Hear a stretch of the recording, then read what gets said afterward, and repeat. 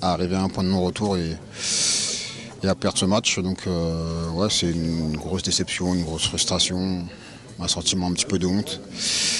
On s'excuse d'ailleurs par rapport à nos supporters qui ont fait le déplacement et de les d'avoir donné ce spectacle-là. Bon, maintenant, on va avoir besoin de tout le monde dès mercredi pour prendre des points à domicile et se battre jusqu'au bout de toute façon pour sauver le club. Nous, ce qu'on voulait, c'était les pousser le plus longtemps possible pour qu'ils se découvrent et puis les contrer. Malheureusement, ça a été l'inverse. Comme je dis, on est passé à travers ce match-là. Maintenant, il faut passer à autre chose. Il y a un match qui nous attend contre Toulouse. Il faut faire carton plein à la maison si on veut espérer se maintenir. Il n'y a pas le temps de douter ou de gamberger. Comme je dis, on est passé à travers. Depuis le début de la saison, ça ne nous était pas arrivé. Mais bon, il ne faut pas mettre la faute sur un tel ou un tel. Ça a été collectif. On est tous passés à travers. Maintenant, il faut relever la tête, assumer nos responsabilités et puis faire tout pour gagner ce match contre Toulouse.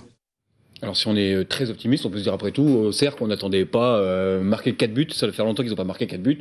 Pourquoi Brest ne se réveillerait pas mercredi au pied du mur, comme tu disais Jacques, et cogner Toulouse? Auxerre l'a fait, Brest pourrait le faire. Ouais. Alors Toulouse, on en parlera tout à l'heure, mais Toulouse c'est du solide. Pardon Jacques. Oui, donc comme disait ma grand-mère, je dirais tout simplement vaut mieux perdre une fois 4-0 que 4 fois 1-0.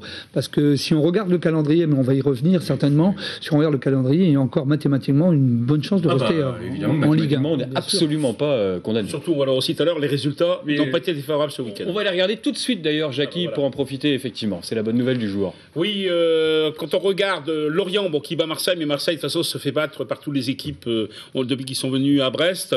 Nancy qui fait match nul contre Caen, quand il est la seule équipe qui prend des points qui sont à côté du Stade brestois. Rennes qui bat Ajaccio 3-1. Dijon qui est battu à Saint-Etienne. Sochaux en pleine débandade, 6 buts le week-end dernier au Paris Saint-Germain, 3 chez eux, et là c'est contre Bordeaux. Nice à Valenciennes, Valenciennes se sauve, mais Nice reste dans le peloton en fait des équipes de bas du classement. Pour une fois, les scores vont dans notre sens, peut-être au meilleur moment de la saison. Au moment où il faut. Voilà, on va regarder le classement, Jackie.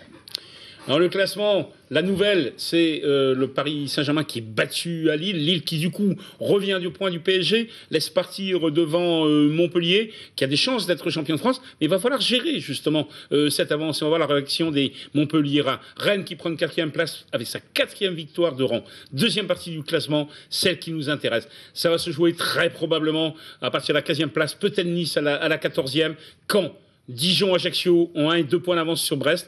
Brest, malgré les 4 buts encaissés, continue d'avoir un goal average favorable par rapport à ses poursuivants ou à ses devanciers immédiats au classement. Ça va être chaud, ça va être serré, mais les positions, à part Caen, n'ont pas bougé par rapport à cette défaite de ce week-end. On retrouve 2 promus, Jacques, dans ce groupe étau de la mort, là, Dijon-Ajaccio.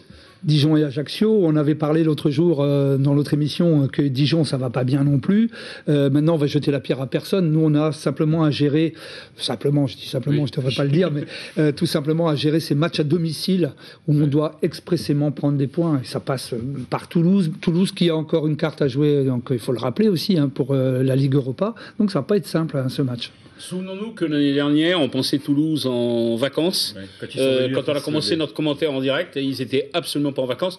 Il y a quand même une chose qu'il faut pas oublier, c'est que il y a des primes sur les contrats de télévision en fonction des classements qui sont importantes et dont les clubs ont besoin en fin d'année. Il faut jamais l'oublier parce que qui veut dire prime au club dit prime aux joueurs. Voilà. Et ça, les joueurs, bien évidemment qu'ils en tiennent compte. Voilà, ça c'est pour rester motivé ou pour motiver ces joueurs jusqu'à la fin de la saison.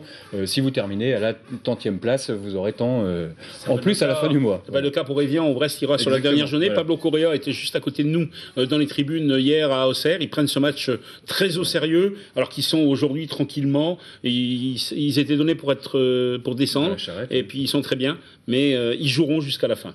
Allez, on va voir ce qui s'est passé.